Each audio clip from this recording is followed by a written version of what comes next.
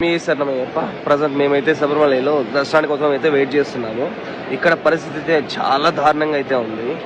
ఆలయం తెరిచి ఇది 3rd డే, మేమైతే 2nd డే అయితే దర్శనానికి వచ్చాము. నిన్న ఈవినింగ్ 3 o'clock పంబలో బయలుదేరితే 5 o'clock అయితే పట్టింది కందిమల గణపతి చేరుకోవడానికి. దాదాపు 2 గంటల సమయం అయితే పట్టింది. Just 5 minutes చేరుకునేట. వీళ్ళకి అయితే 5 minutes అయితే మనం రీచ్ అయిపోవచ్చు. కందిమల గణపతి దగ్గర 5 o'clock బయలుదేరితే సన్నిధానం చేరుకోవడానికి నైట్ 11 o'clock అయితే పట్టింది.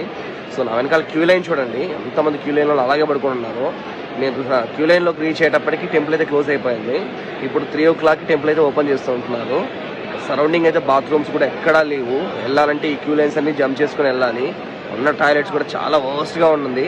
ఇంకా బేసిక్ నీడ్స్ కూడా ఎక్కడా లేదు.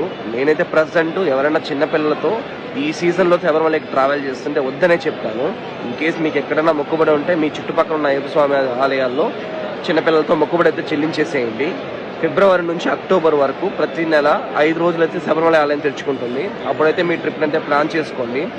ఈ సంవత్సరం శబరిమల టెంపుల్ ఓపెన్ చేసిన మొదటి రోజుల్లోనే క్రౌడ్ అయితే హ్యూజ్ గా ఉన్నారు. సో మీరు శబరిమల ట్రిప్ ప్లాన్ చేస్తుంటే మీరు చూడాల్సిన ప్లేసెస్ అన్ని చూసుకొని లాస్ట్ లో శబరిమలని ప్లాన్ చేసుకోండి. పంబ నుంచి సన్నిధానంకి వచ్చే రోడ్స్ మొత్తం కంప్లీట్ గా బ్లాక్ అయిపోయింది. క్యూ లైన్స్ కంప్లీట్ ఎక్కడిక్కడ నిండిపోయాయి. ప్రజెంట్ అయితే స్వామివారి దర్శనానికి అప్రాక్సిమేట్ గా 14 నుంచి 16 గంటల సేపు అయితే పడుతుంది.